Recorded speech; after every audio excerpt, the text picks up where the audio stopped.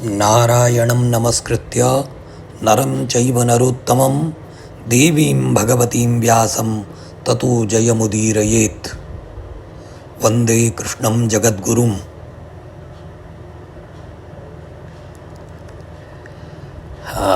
आज हम श्रीमद् भगवद गीता के प्रथम अध्याय अर्जुन विषाद योग के 24वें तथा 25वें श्लोकों का अध्ययन करेंगे। अभी अर्जुन के निवेदन पर परमात्मा श्री कृष्ण सारथी के रूप में उनके रथ को दोनों सेनाओं के बीच में स्थापित कर चुके हैं।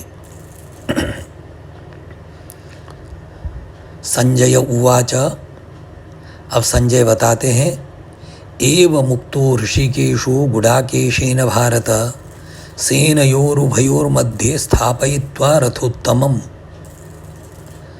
इस प्रकार से एवं उक्तः, एवं माने इस प्रकार। हिंदी में अम तथा आदि के रूप में एवं का प्रयोग करते हैं, परंतु एवं का वास्तविक अर्थ है इस प्रकार।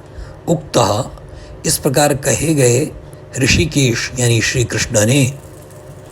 गुडाकेशेन किसके द्वारा कहे गए? गुडाकेश माने अर्जुन के द्वारा। माने अर्जुन के द्वारा श्री कृष्ण को यह कहे जाने पर कि दोनों सेनाओं के बीच में मेरे रथ को स्थापित करो, क्योंकि मैं दोनों सेनाओं का निरीक्षण करना चाहता हूँ, किससे मुझे युद्ध करना है। इस पर भारत करके संबोधन है। ये भारत शब्द भरतवंशियों के लिए प्रयुक्त होता है। हे भरतवंशी यानी संजय धृतराष्ट्र को संबोधित कर रहे हैं। तो हे राजन, इस प्रकार अर्जुन के द्वारा श्री कृष्ण से कहे जाने पर ऐसा कहेंगे कि कहे जाने पर सेनयोर उभयोर मध्य, सेनयोः उभयोः मध्य, उभयोः माने दोनों, उभ शब्द माने दो का पर्यायवाची शब्द है। उभय शब्द हिंदी में प्रचलन में है, तो उभयोः सेनयोः मध्य यानी दोनों सेनाओं के मध्य में स्थापयित्वा रथोत्तमम, रथोत्तमम माने रथेषु उत्तमम रथोत्तमम, जो रथों में उत्तम रथ था ऐसे रथ को दोनों सेनाओं के बीच में स्थापित करके, यानी जब परमात्मा श्री कृष्ण ने दोनों रथों को स्थापित कर दिया तो भीष्म द्रोण प्रमुखतः, भीष्म द्रोण प्रमुख हैं, सर्वेषां च महीक्षिताम, और सर्वेषां सभी महीक्षित, महीक्षित माने राजा, तो सारे महीक्षितों यानी राजाओं में भीष्म और द्रोण प्रमुख हैं, जिनमें ऐसे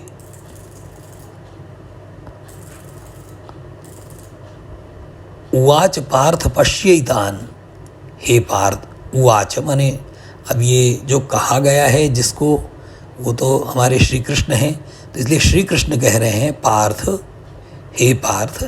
पार्थ माने प्रथा के पुत्र होने के कारण अर्जुन के लिए पार्थ शब्द का प्रयोग हुआ। हे पार्थ पश्यैतान, एतान पश्य, इनको देखो, समवेतान कुरु नीति, इन इकट्ठे हुए समवेत हुए कुरु वंशियों को देखो। तुम इनको देखना चाहते थे ना, तुम इन्हीं से युद्ध करना, तुम्हें किससे युद्ध करना है ये तुम देखना चाहते थे। तो जिसमें भीष्म और द्रोण प्रमुख हैं ऐसे सभी राजाओं को और ऐसे कुरुवंशियों को तुम देखो। इति, इति शब्द कथन के अंत के लिए प्रयुक्त होता है। अथ आरंभवाची शब्द है, और इति एक प्रकार से वाक्य परिसमाप्ति पर प्रयुक्त होने वाला ऐसा विशेष प्रकार का अव्यय है, जिसका अन्य प्रकार से भी हम प्रयोग करते हैं। यहाँ पर हमारा अनुवाद का कार्य पूर्ण होता है। इसके बाद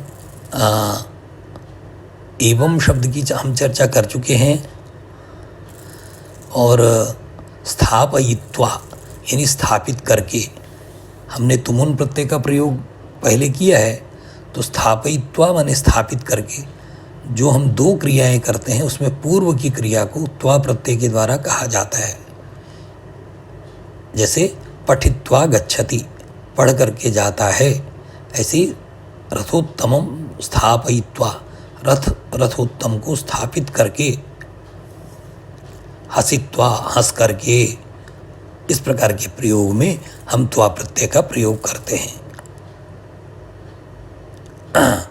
तो आज का पाठ हम यहीं पूर्ण करते हैं। वंदे कृष्णम जगद्गुरुम।